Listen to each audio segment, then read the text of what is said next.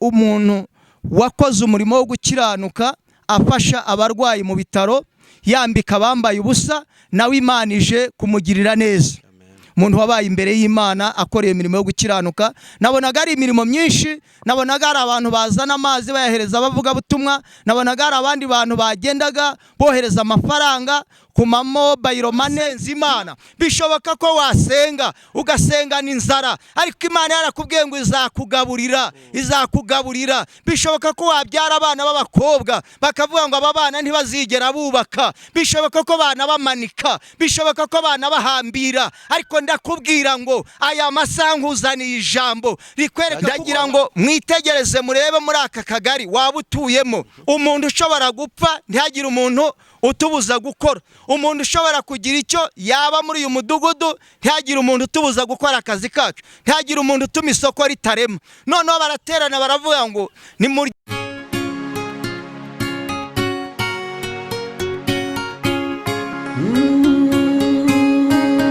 Emana we, Yesu we, ingoma yawe ni amamare. Reka tubasuhuze kandi tubifurize amahoro, umugisha utangwa n'Imana ubane namwe mwese aho muherereye, abari mu Rwanda n'abari hanze y'u Rwanda, mwese ni mugubwe neza kandi mugubwe neza cyane. Turi kumwe n'umukozi w'Imana kuri uyu munsi. Reka ngusabe kugira ngo wowe wabanye natwe, wowe udukurikiye, wowe uri kureba Imana Irahari TV, utera agatebe ubundi wumva icyo Imana ivugana nawe. Nababwiye yuko uyu mwaka 2025 ni amavugurura adasanzwe, bitewe n'ibitekerezo byanyu mwagiye mungezaho. Niyo mpamvu ndi kujya nibanda ku bantu bakuru mu buryo bw'imyaka cyangwa se banamaze n'igihe muri uyu murimo wa data. Uraho neza mukozi w'Imana? Muraho neza. Yesu nashimwe. Ahimbazwe. Yego, amakuru y'imisi? Amakuru ni meza. Yego. Imana y'amahoro ihabwe icyubahiro. Si ubwa mbere tukwakiriye, ariko nanone hari igihe tugenda twunguka abantu bagiye batandukanye bakeneye kugira ngo noneho ubibwire. Murakoze cyane. Ngiye nitwa Habiyaremye Jeremy, ndi umukozi w'Imana. Yego. Imana ihagurukije mu gihe nk'iki. Urakoze cyane Yeremiya. Nubwo uvuze ngo Imana iguhagurukije mu gihe nk'iki, nge siko mbibona cyangwa siko mbisi, ahubwo Imana yaraguhagurukije ndetse iminsi irimo iragenda. Yego. Birumvikana ko atari ubu duhagurutse, ahubwo ndavuga ngo duhagurutse mu gihe nk'iki dukora kigoranye. Yego. Kuko bitandukanye nuko mbere twakoraga. Ubu rero niyo mpamvu mvuga ngo Imana iduhagurukije mu gihe nk'iki kigoye kandi kiruhije abagenzi. Nibyo, nibi birakwiye yuko abakozi b'Imana bahaguruka bagashyira itafari ku murimo w'Imana wononekaye, cyane cyane hano kuri social media cyangwa ku mihanda nk'uko abantu bajya babivuga. Mbere yuko dutangira ikiganiro cyacu, nyemerera ngo ushyire imbere y'Imana. Murakoze. Uri Imana y'amahoro kandi uri Imana ikiranuka, nta kibazo umugambi wawe. Turi kumwe n'umukozi wawe, nyemerera ururutse umwuka wera uzamura ibendera ry'ubutsinzi hagati muri twebwe, kandi abakurikiye bose bahabwa umugisha, ndetse ubu butumwa bugiye kuvugirwa aha hantu bugira umumaro ku buzima bwabo. Kandi data mwiza, ukimara kufungura iki kiganiro wese ajye yumvamo impinduka, kuko ibyanditswe byeraho bigeze birahinguranya, ni inkota ityaye ikubita kandi igahinguranya. Nyemerera ubuhindurire benshi gukiranuka, mbisabye neze mu izina rya Yesu Kristo. Amen. Ntabwo turi bukubaza ibibazo byinshi, ahubwo turahita twataka twegere ku ruhimbi. Reka nguhe ikaze kugira ngo tugezeho Imana yagutumye kutugira. Murakoze cyane. Nkuko nababwiye, nitwa Habiyaremye Jeremy, ndi umukozi w'Imana kandi ubaha Imana, kubaha n'abantu bayo. Nagira ngo rero dutangire tuvuga ku byo Imana yadutekereye. Yego. Ndagira ngo dutangire turirimba indirimbo ivuga ngo gukiranuka burya ni imibereho. Gukiranuka burya ni imibereho, n'ubucuruzi bwunguka budahomba, harimo ibyo kurya, ibyo kunywa ndetse n'imyambaro. Bene data nimuze dukiranuke, mukiranutsi Mana yatuvuzeho, naho yagwa karindwa azongera byuke, n'urubyaro rwacu ntiruzasabiriza, burya gukiranuka n'ukwiteganyiriza. Dawidi yashoye imari yo kwihangana, yanga kwivuna kuri Sawuli wamwangaga, arahunga yigira mu butayu, mwumva inyungu yakuyemo nyuma yabaye umwami. Gukiranuka burya n'imibereho, n'ubucuruzi bwunguka budahomba, harimo ibyo kurya, ibyo kunywa ndetse n'imyambaro. Bene data nimuze dukiranuke. Yozefu yashoye imari yo kwihangana, ayicuruza imbere ya muka Potifari, arafungwa mwumva inyungu yakuyemo, nuko ubu wa kabiri mu bwami bw'Egiputa. Gukiranuka burya n'imibereho, n'ubucuruzi bwunguka budahomba, harimo ibyo kurya, ibyo kunywa ndetse n'imyambaro. Bene data nimuze dukiranuke. Mana duhana umugisha. Haleluya. Amina. Gukiranuka ni imibereho. Yego. Nkuko twabiririmbaga, n'ubucuruzi ucuruza butajya buhomba. Yego. Bishoboka ko ushobora gufunguza iduka rigahomba, ushobora kugura imodoka igahomba, ariko ubucuruzi bwo kuba imbere y'Imana ugacuruza wizera Imana nta na rimwe ushobora guhomba. Ubu ni ubucuruzi rero butajya bwigera buhomba, ni ubucuruzi wunguka ukanyurwa ugakorera Imana. Twamaze kumva neza uko uyu muririmbyi abivuga, uburyo bagiye bacuruza, akatubwira uburyo bagiye bacuruza bakunguka neza kandi ntibahombe. Bagiye bacuruza rero kuvugisha ukuri, bagiye bacuruza ibintu byo kutagira indimi ebyiri, bagiye bacuruza gukiranuka, kandi muri uko gukiranuka bagiye bakiranukikamo, Imana yagiye ibahemba neza. Natwe rero birakwiriye kugira ngo muri iyi minsi tubigane, tugere ikirenge mu cyabo, noneho twunguke kunyurwa, nibwo Imana izatugirira neza niducuruza nk'uko Dawidi yacuruje. Dawidi yacuruje neza cyane, yanga kwivuna kuri Sawuli wamwangaga. None abantu muri iyi minsi baracuruza kugira ngo bihorere, bagire inabi kuri mugenzi we, ariko Dawidi we yacuruje kunyurwa, abasha kugira gute? Kutivuna kuri Sawuli wamwangaga. Imana duhana umugisha. Amina. Ndagira ngo rero n'ubundi nk'uko bimeze, kuko umurimo wacu no gukorera Imana nk'uko bisanzwe, kugira ngo tugezeho abana b'Imana ijambo ry'Imana, kugira ngo ribashe kuruhura abarushye, kugira ngo ribashe gukiza abarwayi, kugira ngo ribashe gukura abantu mu bwigunge muri iyi minsi ya none, kubera ko abantu hari abari mu bitaro, hari abari hirya no hino barushye, bababaye, batabasha kumva ijambo ry'Imana, ariko twazanywe hano no kugira ngo tubagaburire ijambo ry'Imana. Ndagira ngo n'ubundi turebe mu gitabo cy'ibyo ku ngoma ya mbere, ibice 13, duhere ku murongo w'9.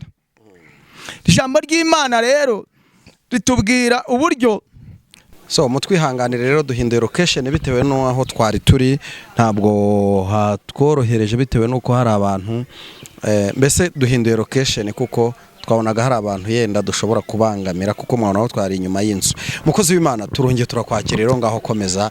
Murakoze cyane. Ni icyambere, ariko nuko avuga uti tugiye gusangira ijambo ry'Imana riboneka mu gitabo cyo ku ngoma za ngoma ya mbere. Yego. 13 umurongo w'9. Ku mutwe w'amagambo rero twavuga ngo Dawidi ajya kwenda isanduku y'Uwiteka. Yego. Uza apfa. Isanduku iguma kwa Obededom. Yego. Ku murongo w'9 aravuga ngo bageze ku mbuga ya Kidoni, Uza arambura ukuboko kuramira isanduku, kuko inka zari zicikiye. Yego. 10 niho tugeze. Uburakari bw'Uwiteka buguromerana kuri Uza, aramwica, kuko yaramburiye ukuboko isanduku, agwa aho ngaho imbere y'Imana. Dawidi ababazwa nuko Uwiteka asumiye Uza. Aho hantu ahahimba Peresuza na bugingo n'ubu. Uwo munsi Dawidi atinya Imana, aravuga ati najyana nte isanduku y'Imana imuhira iwanjye. Nuko Dawidi ntiyacumbukura isanduku ngo ayicyure iwe mu rurembo rwa Dawidi, ahubwo ayinyuza hirya ayicyura mu rugo rwa Obidodomu wo Mwagadi. Isanduku y'Uwiteka imara amezi 3 mubo kwa Obidodomu iri mu rugo rwe. Uwiteka aha umugisha urugo rwa Obidodomu n'ibyo yari afite byose. Amina.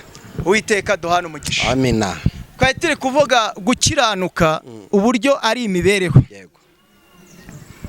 Abantu bajya batekereza ko gukiranuka ahari bitari imibereho, ariko iyo turebye Dawidi yarakiranutse, akimara gukiranuka abona ingororano y'Imana.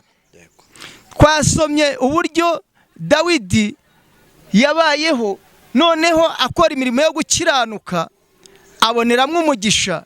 Tureba uburyo Yozefu nawe yakiranutse nabiboneramwe umugisha, kubera ko yari afite isezerano ry'uko Imana izamugirira neza. Noneho Yozefu yabwirwaga ko azavamo umuntu ukomeye, noneho ahabwa isezerano ry'uko azavamo umuntu ukomeye, ariko bikamusaba no gukiranuka. Noneho Yozefu rero akimara gukiranuka byabaye ngombwa ko akiranuka, Imana imuhemba kuba umwe wa kabiri mu bwami bwa Egiputa. Yesu aduhana umugisha. Ndagira ngo rero twongere tuvuge kuri aya magambo atwereka uyu mugabo Obidodomu. Obidodomu yari umugabo ufite abana bageze kuri 84. Muri abana 84 yibazaga ikizabatunga, yibazaga uburyo bazabaho bikamuyobera. Bishoboka ko muri iyi minsi nawe muri iyi minsi waba ufite ibibazo birenga 82, cyangwa bishobora kuba waba ufite ibibazo birenga ibyo ngibyo. Obidodomu rero yakomeje kwihangana, akomeza kuba imbere y'Imana. Noneho Obidodomu akajya yibaza uko bizagenda ko abo bana uko baziga bikamuyobera. Obidodomu akajya avuga ngo hari abakobwa banjye nibo bazaba za maraya, akavuga ati abahungu banjye bishoboka ko ari bo bashobora kuzaba abajura, ariko siko bizaba ku mukiranutsi w'Imana, siko bizaba ku muntu wabaye imbere y'Imana. None abantu batangiraga kwibaza ngo Obidodomu abana afite, bishoboka ko abana be bazajya batwibira amatungo, bishoboka ko abana be aribo bazajya baduteza ibibazo muri quartier.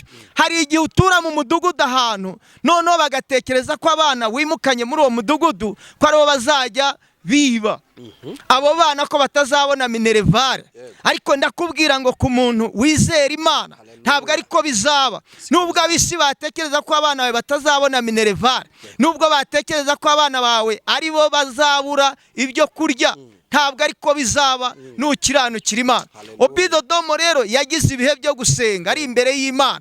Icyo gihe ari gusenga akajya abwira Imana ati Mana, abana banjye ntaba aribo bazicwa n'inzara muri uyu mujyi wa Kigali cyangwa mu kindi gihugu waba urimo. Ariko Obidodomu akomeza kuba imbere y'Imana, akajya avuga ati Mana, urengera abakobwa banjye bazabona ingo nziza, urengera abakobwa banjye bazubaka ingo z'amahoro. Ndabizi umubyeyi wese yajya gusenga asengera abana be kugira ngo bazubake ingo nziza. Nuko Obidodomu aba mu bihe byo kwizera Imana. None abaye mu bihe byo kwizera Imana akajya avuga ngo abana banjye ntaba aribo bazakorwa n'isoni. Yesu aduhana umugisha. Ndagira ngo nkwereke uburyo Imana iyo ijya gukemura ikibazo iteza ikindi. Byabaye ngombwa ko isanduku y'Uwiteka inyagwa n'Abafilisitiya. Bakimara kuyinyaga, noneho bayijyana mu bigirwamana byabo. Bakimara kuyigeza mu bigirwamana byabo, ibigirwamana ntibyigeze kugira amahoro. Iyo sanduku ahantu yari iteretse byabaye ngombwa ko ibigirwamana byabo ntibyongeye gukora nk'uko byakoraga. Bimwe byatangiye kujya bivunagurika. Zaturana n'abantu bakorera izo mana z'abisi. Wowe uri umunyamasengesho, uzajya ukomeza usenge. Noneho nusenga deja bazanakwiyama no mu mudugudu, kubera ko za nyabingi zabo zatangiye kumenagurika, kubera ko za nyabingi zabo zatangiye kubura uko zishobora gukora.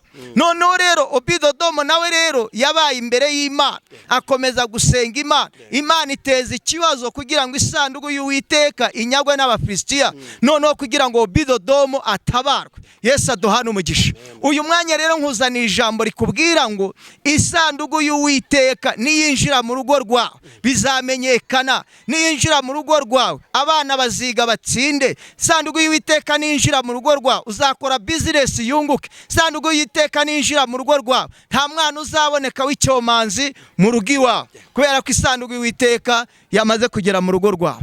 Imana iduhane umugisha. None rero twamaze gusoma amagambo atwereka uburyo Obededomu yabayeho afite umuryango mwinshi. None akajya yibaza ngo mbese bizagenda gute? Bana banjye ntabwo aribo bazicwa n'inzara, bana banjye ntabwo aribo bazaba urukozasoni ku musozi, ntabwo ariko bizaba ku bantu bari imbere y'Imana.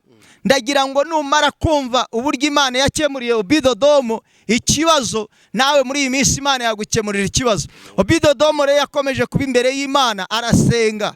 Amaze gusenga Imana imubwira neza ko izamugirira neza. Bishoboka ko waba usenze imyaka myinshi, Imana ikubwira ko izakugirira neza, Imana ikubwira ko abana bawe baziga, ukajya ubona ko nta nzira bizacamo. Ariko ndakubwira ngo nukomeza kuba imbere y'Imana, Imana izakemura ibibazo byawe. Abana baziga babone minerval, abana bawe bazubaka ingo nziza kubera ko wabaye imbere y'Imana. Gukiranuka ni imibereho. Obededomu yarakiranutse agira imibereho myiza. Ndagira ngo nkwereke uburyo isanduku y'Uwiteka batekereje uburyo igomba gusubira mu maboko ya Dawidi. Noneho kubera ko isanduku y'Uwiteka yari iri mu Bafilisitiya, batekereza uburyo igomba gusubira mu maboko ya Dawidi. Bamutumaho, bakimara kumutuma baravuga ati Dawidi ngwino wakira isanduku y'Uwiteka. Ariko noneho bahamagaza inama y'abanyabwenge mu Bafilisitiya, baravuga ati ntabwo bishoboka ko isanduku y'Uwiteka yasubirayo gutyo gusa. Baravuga ngo iyi sanduku y'Uwiteka ntabwo igomba gusubirayo gutyo. Noneho bajya inama baravuga ngo iyi sanduku y'Uwiteka, biga uburyo igomba gusubirayo mu maboko ya Dawidi. Bagize ibintu bayitekereramo, barebye zahabu nziza bayishyira mu isanduku nziza barafunga. Noneho bakimara gutekereza zahabu nziza, bakimara kuzishyira muri ya sanduku, bongera gutekereza ngo murebe inka nziza ebyiri nziza zikamwa amata meza. Noneho aba arizo muri buze gukorera iriya sanduku, noneho isubire mu Bisiraheli. Imana iduhane umugisha. Noneho rero byabaye ngombwa ko ya sanduku y'Uwiteka bayikorera, za nka ziragenda. Za nka zikimara kugera mu nzira, habonetse abagabo babiri baza kurunguruka isanduku. Imana ihita kibatsinda aho ngaho. Ndagira ngo umuntu urunguruka umugisha wawe, Imana imutsinde iyo ngiyo. Umuntu uze kwivanga mu mahirwe yawe, Imana imutsinde aho ngaho. Ndagira ngo rero numara kuba uri imbere y'Imana, ndabizi abantu benshi bamaze kwigira abajerikoni, ndabizi neza abantu benshi batangiye kwigira abantu b'inyaryenge, bazi ko aribo bashobora gukora ibintu bikagenda neza. Ariko uyu mwanya umuntu wivanga mu byawe, Imana imutsinda aho ngaho. Nuko rero byabaye ngombwa ko isanduku y'Uwiteka ikimara gukorerwa ziriya nka zakamwaga amata menshi, ziriya nka ziragenda. Zikimara kugera mu nzira, abagabo babiri bamaze kurunguruka isanduku y'Uwiteka, Imana ibatsinda aho ngaho. Nuko rero za nka zirakomeza ziragenda. Noneho hagaragaye undi mugabo bita Uza nawe rero yagize igihe cyo kurunguruka isanduku, Imana ihita kimutsinda aho ngaho. Imana rero ndagira ngo uyu mwanya umuntu wivanga mu mahirwe ya, umuntu wivanga mu mugisha wawe, Imana imutsinda aho ngaho. Imana imutsinda aho ngaho. Ndagira ngo aka kanya muri aya masaha y'uyu mugoroba, umuntu wivanga mu mugisha wawe, Imana imutsinda aho ngaho mu marembo, Imana imutsinde mu mayira. Umuntu wivanga mu mugisha w'abana bawe, Imana ibatsinde iyo ngiyo. Nuko rero isanduku y'Uwiteka ikimara kugera mu maboko ya Dawidi, Dawidi ahita kwagira ubwoba. Akimara kugira ubwoba aravuga ati mbese najyana nde iyi sanduku y'Uwiteka mu rugo iwanjye? Dawidi yarazi ko umugore we akunda gusakuza cyane, yarazi ko abana be bakunda gusakuza. Aravuga ati ntabwo byashoboka ko iyi sanduku y'Uwiteka nayigeze iwanjye. None iyi sanduku y'Uwiteka nayijyana iwanjye ikica umudamu wanjye, ko nzi ko agira amahane, ko nzi ko abana basakuza, none birashoboka ate ko nayijyana iwanjye? Nuko rero yitekereza uburyo bigomba kugenda, atoresha inama. Aravuga ati mbese muri uyu mudugudu ni hehe twajyana isanduku y'Uwiteka akaba ariho tuyishyira? Ko mbona Imana ifite uburakari. Imana yishuriye mwana uza yari umudiyakoni. Noneho rero ndagira ngo uyu mwanya nkwereke neza uburyo Imana igomba kwica abantu bose bivanga mu mugisha wawe. Imana igomba kwica abajerikoni bose bivanga mu mahirwe yawe. Uyu mwanya rero numara kumva uburyo gukiranuka ari imibereho, ukareba uburyo abantu bagiye bakiranukira Imana, Imana yagiye ibahemba ibyiza, nawe urafata icyemezo cyo kugira ngo ukiranuke. Nuko Dawidi ababazwa nuko Imana yishe uriya mwana Uza, kandi uriya mwana Uza nta cyaha kindi yarakoze, nuko gusa yari yivanze ku isanduku y'Uwiteka agira ngo ajye kuyirebamo cyangwa ajye kuyakira. Noneho byabaye ngombwa ko Dawidi agira ubwoba. Dawidi agize ubwoba aravuga ngo rero ndagira ngo mundebere umuntu ushobora gupfa mu mudugudu, ntihagire umuntu. Ndagira ngo mwitegereze murebe muri aka kagari waba utuyemo umuntu ushobora gupfa, ntihagire umuntu utubuza gukora. Umuntu ushobora kugira icyo yaba muri uyu mudugudu, ntihagire umuntu utubuza gukora akazi kacu, ntihagire umuntu utuma isoko ritarema. Noneho baraterana baravuga ngo nimujyane isanduku y'Uwiteka kwa Obidodomu. Obidodomu afite abana 84. Nigera kwa Obidodomu iyi sanduku niyica abana be 20, harasigara 44. Imana iduhana umugisha. Nuko Obidodomu rero akimara kubyitegereza, we yibereye mu masengesho, inama yateranye ariko we ntacyo abiziho. Inama rero iraterana, bacyura ya sanduku kwa Obidodomu. Hari igihe abantu bajya inama y'ibyo bashobora kugukorera ntibamenye ko harimo umugisha w'Imana. Ndagira ngo uyu mwanya Imana iteze ikibazo kugira ngo ikemure ikibazo cyawe. Imana iteze ikibazo muri karitsiye utuyemo kugira ngo isezerano ryawe wagiranye n'Imana Imana isohoze. Imana yateje ikibazo, biba ngombwa ko isanduku y'Uwiteka inyagwa kugira ngo Obidodomu azabashe kwakira isanduku y'Uwiteka. Muri uyu mugoroba niba wumva ijambo ry'Imana, ndagira ngo uyu mwanya wakira isanduku y'Uwiteka mu buzima bwawe bwa buri munsi. Nuko Obidodomu akimara kwakira isanduku y'Uwiteka, isanduku y'Uwiteka ikimara kugera mu rugo kwa Obidodomu, ibintu bitagendaga neza bigenda neza. Abana batabonaga minerevare barayibona. Nuko Obidodomu rero za nka zakamwaga amata menshi. Bwarakeye mu gitondo Obidodomu azana amadobo, atangira gukama amata, atangira guhereza abana. Mu gihe bari bazi ko abana be bazicwa na bwaki, batangira kunywa amata. Abana batekereza ko abana batazabona minerevare, atangira gukora kuzirya zahabu, abishyurira amashuri. Obidodomu rero ibikorwa byiza bitangira birakorwa. Nuko kubera ko Dawidi yari yajyanye iyo sanduku, azi ko iyo sanduku kubera ko yari yishe abagabo 3 bari kurunguruka isanduku, hari igihe abantu baterana bagira ngo bazakugirira nabi, ariko kandi biri mu mugambi w'Imana wo kukugirira neza. Obidodomu rero byabaye ngombwa ko Imana imurengera gutyo isanduku y'Uwiteka igera mu rugo rwe. Uyu mwanya isanduku y'Uwiteka igere mu rugo rwa, isanduku y'Uwiteka igere mu biganza byawe, isanduku y'Uwiteka igere mu bana bawe. Obidodomu akimara kwakira isanduku y'Uwiteka, ibintu byose bitagendaga byagenze neza. Abana batangiye kwiga. Uzareba neza iyo Imana itazi umugisha, abana bariga, abana bagira umugisha bakiga. Aho utabonaga ko meya yahavuka arahavuka, aho utabonaga ko gitifu yahavuka arahavuka, aho utabonaga ko muganga havuka arahavuka. Mu gihe abisi batekerezaga ko mu muryango iwanyu ntawe uzigera utunga amafaranga, ariko kubera ko bamaze kwakira isanduku y'Uwiteka, uyu munsi urabona ba meya baravuka hirya no hino, urabona ba guverineri baravuka hirya no hino, kubera ko isanduku y'Uwiteka yamaze kwinjira mu rugo rwawe. Uzatangira kubona wubatse inzu nziza kubera ko isanduku y'Uwiteka yamaze kwinjira mu rugo rwawe. Uyu mwanya wakira isanduku y'Uwiteka mu biganza byawe. Wa mubyeyi wakira isanduku y'Uwiteka, kubera ko isanduku y'Uwiteka aho yageze inzara irashira. Isanduku y'Uwiteka aho yageze amafaranga araboneka. Nuko Obidodomu akimara kwakira isanduku y'Uwiteka yahishuriwe n'Imana, amenya ko muri ya sanduku y'Uwiteka harimo ibanga. Akimara gufungura ya sanduku asangamo zahabu nziza ziyunguruye, azishyira mu rugo rwe. Nuko rero atangira gukama ya mata, akamira abana bari bazi ko bazicwa na bwaki. Imana iduhana umugisha. Hari igihe uba mu mudugudu bagatangira kuvuga ngo abana bawe bazicwa na bwaki, ariko ntabwo byashoboka.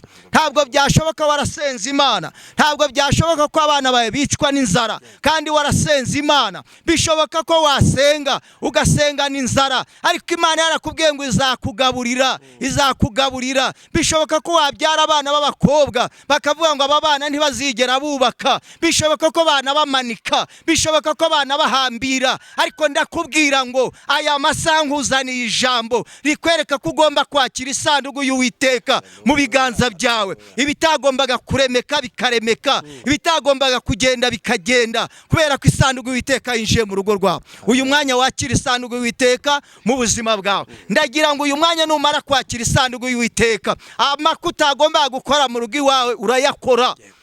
Abana batagomba kubona akazi barakabona, abana batagomba kubona minervare barayibona, kubera ko isanduku y'Uwiteka yinjiye.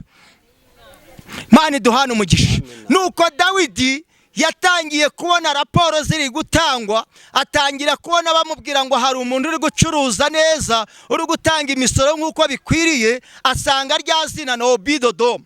Bagiye kureba basanga umuntu uri kuzamura inzu nziza ni Obidodomu. Noneho Dawidi aribaza ngo mbese uyu Obidodomu ni wa wundi twajyanagaho ya sanduku yari iri kwica abantu? Baravuga ngo ni wa wundi.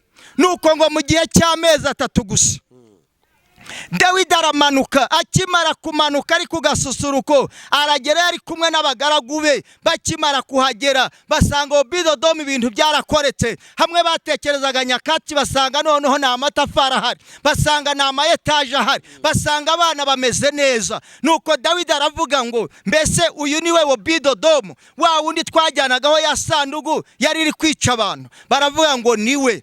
Kubera ko abantu bajya badutega imitego bazi ko tugomba kuyigwamo ari ibigomba kutwica, ahubwo bikatuviramo gukira kubera ko turi mu mugambi w'Imana. Uyu mwanya wakira isanduku y'Uwiteka mu buzima bwawe wa mugabo, wakira isanduku y'Uwiteka mu mibereho yawe ya buri munsi. Numara kwakira isanduku y'Uwiteka, hado pene vaesire, ndakwingingira Imana, numara kwakira isanduku y'Uwiteka ibintu bizagenda neza. Iyi sanduku y'Uwiteka itandukanye n'isanduku abana b'abantu bakora, tandukanye n'ibyo abana b'abantu babasha kugira. Ariko ndakubwira ngo isanduku y'Uwiteka igizamo zahabu, isanduku y'Uwiteka igizamo amata, isanduku y'Uwiteka ubasha kubaka inzu nziza. Obidodomu rero akimara gukuramo za zahabu azishyira ku ruhande. Akimara kuzishyira ku ruhande, noneho ngo mu gihe cy'amezi 3 nk'uko Bibiliya yatubwiye, nuko Dawidi akimara kuhagera asanze ibyo kwa Obidodomu byaragenze neza. Bari bazi ko ari uzapfa yishwe n'inzara. Ntabwo yishwe n'inzara. Nuko bakura ya sanduku mu rugo iwe. Bakimara kwikura mu rugo iwe, ariko zahabu yazisigaranye. Ndagira ngo uyu mwanya isanduku y'Uwiteka nimara kugera mu rugo iwawe, uyu mwanya ntugire ngo ni mu wundi munsi cyangwa ni mu kundi kwezi. Isanduku y'Uwiteka igere mu rugo rwawe, ukuremo ikizima, kuremo ibigomba kukugirira umumaro. Obidodomu yakuyemo zahabu arazibika. Noneho inka zitangira kujya zikamwa. Abana bari bazi ko bazicwa na bwaki, ntabwo babaye bakicwa na bwaki. Bishoboka ko abantu babazi ko abana bawe ari bazicbereho.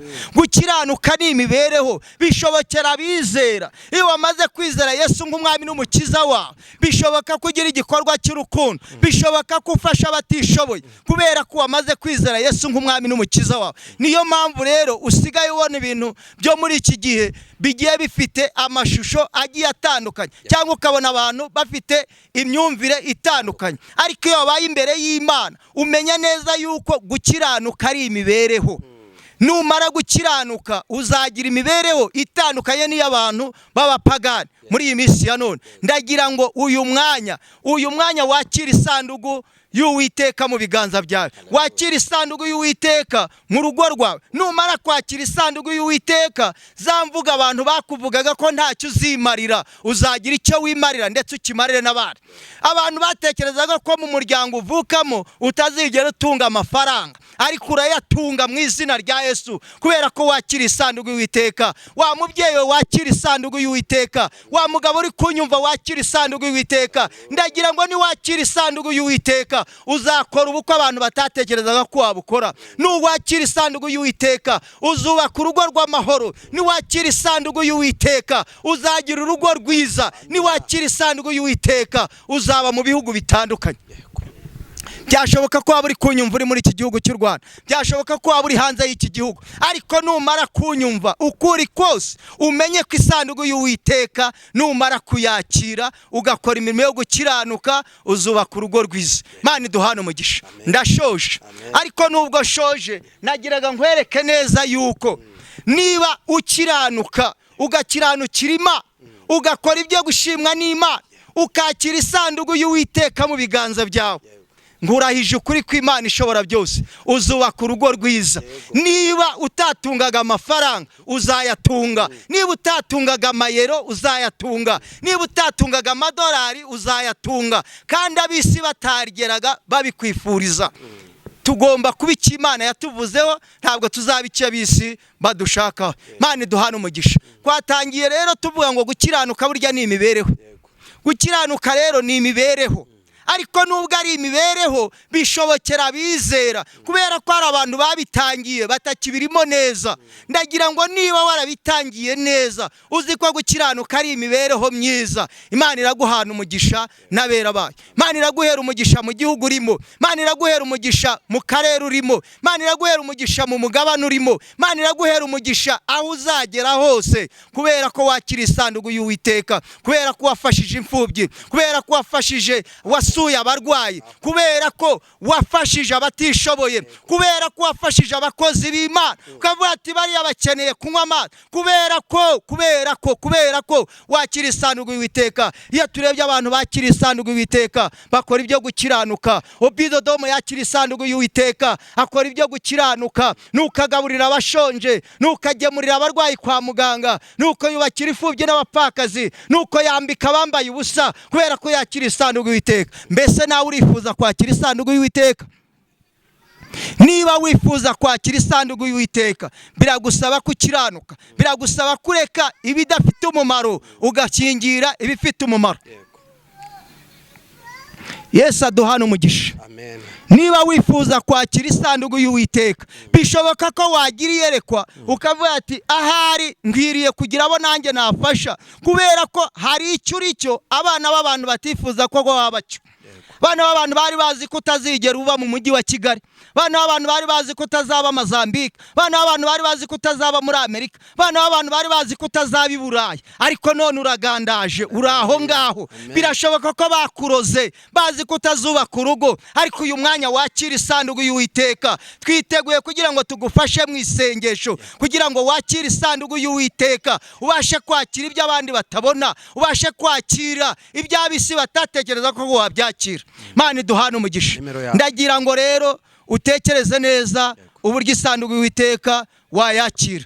Bishoboka ko rero ushobora kungenera ukaba wenda wakifuza ko twagufasha mu isengesho kugira ngo ubashe kwakira isanduku y'Uwiteka, kuko aka niko kazi kacu ko gukora imirimo yo gukiranuka, dufasha abarwayi, dusengera abantu babidusabye, n'abatabidusabye tukabasengera, kuko niwo murimo wacu. Ariko ukeneye kunshaka byashoboka ko wampamagara kuri 078 16 74 698. Ku mazina ni Habiyaremye Jeremy, ukunda kubaha Imana, kubaha n'abana b'Imana, kubaha n'abantu b'Imana. Imana iduhane umugisha. Urakoze cyane ku butumwa bwiza uduhaye. Nta kintu na kimwe twarenzaho, nta nicyo twakongeraho, kuko urabibye imbuto ahasigaye Kristo nawe ayiherekeze. Na nimero ya telefone wayitanze, abantu nibaguhamagare musengane ubayobore iyi nzira, kuko buri murwayi wese burya agira umurwaza, kandi nta muntu wijugunya mu kidendezi. Ariko mbere yuko dusoza, nkuko twatangiye n'ubundi n'isengesho, reka ngusabe kugira ngo usenge Imana, usabire umugisha abantu twari turi kumwe aka kanya. Karibu. Gusa murakoze, nubwo turimo dusoza ariko hari yerekwa nagize, turimo kuvuga ubutumwa bwiza. Yerekwa nagize rero ndi gusenga, nagiye kumva ijwi ry'Imana rimpishurira neza yuko ngugira impuhwe nawe azazigirirwa. Numvaga ngo nimbwira abantu babashe kugira umutima w'impuhwe, kuko nabo bazawugirirwa. Nagiye kubona rero mbona abantu bari kugenda, none ntangira kubona abantu bari guhabwa ibyo kurya, mbona bahabwa imyambaro. Numvira ngo umuntu wakoze umurimo wo gukiranuka afasha abarwayi mu bitaro, yambika abambaye ubusa, nawe Imana ije kumugirira neza. Umuntu wabaye imbere y'Imana akoreye imirimo yo gukiranuka. Nabonaga ari imirimo myinshi, nabonaga ari abantu bazana amazi bayahereza abavuga butumwa, nabonaga ari abandi bantu bagendaga bohereza amafaranga ku mobile money. Imana irambwira ngo abo bose bagiye bakora uwo murimo cyangwa bari gukora uwo murimo wo kugaburira abantu bashonje, cyangwa bakitanga bagakora ku butunzi bwabo bakabwohereza abantu bagiye batandukanye, ngo ab'Imana nabije kubitura imirimo myiza bakora. Imana ije kubitura iyo mirimo yo kwigomwa ubutunzi bwabo bakabuhereza abandi. Nabwirwa ngo abo bantu turusheho kubasengera, kandi kugira ngo abo bantu ko ari ab'umumaro, ngo tubasengere kugira ngo barame, tubasengere kugira ngo Imana ibarinde ibyorezo, ibarinde igisa n'ikibi cyose. Umwuka yakomeje kumpata rero kugira ngo mvuge ayo magambo. Ndashoje rero ngira ngo dusengera abo bantu bakora uwo murimo, dusengera abo bantu bajya bakora imirimo nk'iyo, kuko ni inshingano Imana yampaye ko ngomba kujya nsengera abantu bameze gutyo. Bishoboka ko wazampamagara kuri nomero naguhaye, kuko tukajya dufatanya mu gusenga. Ndagira ngo n'ubundi rero tujye imbere y'Imana dusenge kugira ngo Imana ibashe gukora imirimo n'ibitangaza ku bantu bakora igikorwa cy'urukundo. Murakoze. Mana Data wa twese uri mu ijuru, Imana ikiranuka, Imana yo kwizerwa, uri Data, ntabwo uri data wacu, kuko kuva kera bakwingiraga bahoraga mu mahoro, kandi iyo bagufite ntabwo bajya bifuza undi murengezi. Turabizi neza uri Imana ishobora byose, uri Imana ijya ibasha guhindura amateka. Wohinduye amateka ya Obidodomo, ukamuha ibyo kurya, ukamuha ibyo kunywa, ugatanga minerevare ku bana be, abana be ukabaha akazi keza. Izina ryawe nirihabwe icyubahiro. N'uyu munsi uracyakora imirimo n'ibitangaza. Ndagira ngo muri aka kanya rero abantu bose bumvishije ijambo ryawe, ndagira ngo bagwirize imvura y'urujojo mu mitima ya abo guhinduka bahinduke mu izina rya Yesu. Abakora igikorwa cy'urukundo baha umugisha kandi ubahe kurama mu izina rya Yesu. Ndagira ngo Uwiteka Imana, ari abarwayi bari muri zo hopitale zitandukanye, abarwariye ku mariri yabo, abarwariye mu ngendo zitandukanye, abo bagirire neza kandi ubakize uburwayi mu izina rya Yesu. Urakoze ko ibyo bikoreye kwesha icyubahiro none iteka ryose ku bwawe Yesu. Amen. Urakoze cyane wowe uri kumwe natwe. Nimba utarakora subscribe, ukora subscribe, share ndetse na comment. Iki kiganiro gihereza abantu benshi, nawe ugihereze abantu benshi, kandi umukozi w'Imana tuzabana nawe kenshi, kuko nawe urabyumva, urabyiyumviye, n'umwe mu bakozi b'Imana bakigerageza kuvuga Imana neza. Umukozi w'Imana, reka tugushimire. Murakoze cyane. Imana iguhe umugisha. Namwe murakoze. Shalom. Okay.